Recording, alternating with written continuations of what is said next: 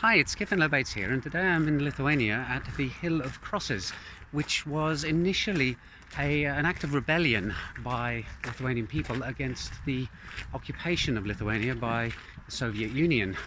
Now, of course, the Soviet Union didn't even last 100 years, spanning from 1917 to the end of 1991. And I think it kind of shows you how times change and what you think are established institutions fade over time, and new ones arise in their place. For example, Lithuania, this small Baltic country, back in the middle of the 13th century, was a significant kingdom. It stretched from the Baltic all the way to the Black Sea, and yet, despite the fact that it was such a large territory and such a large empire, I was never taught about it in school when I was growing up in Holland. So I'm here, a British citizen, and if you go back to 1917, the British Empire was massive. At that point, the United Kingdom controlled about a quarter of the land of the entire world, and 1 in 5 people on the planet were subjects to the British Crown. Now times have changed, and the UK may not even exist in 2 or 3 years' time if Brexit continues to be the farce that it has been over the last few years.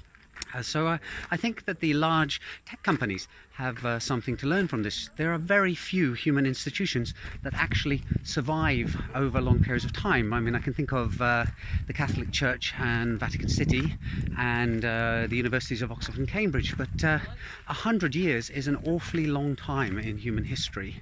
And when you look at companies like Google, Amazon, Facebook, they are going to go the way of Yahoo or Pets.com at some point in the future. So definitely something to keep in mind.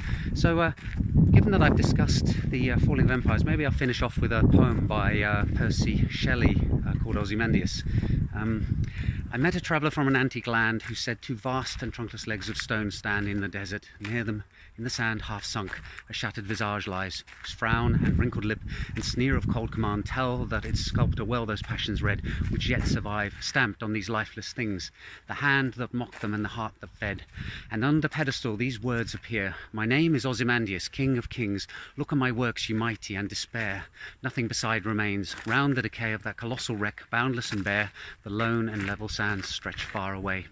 Bye for now.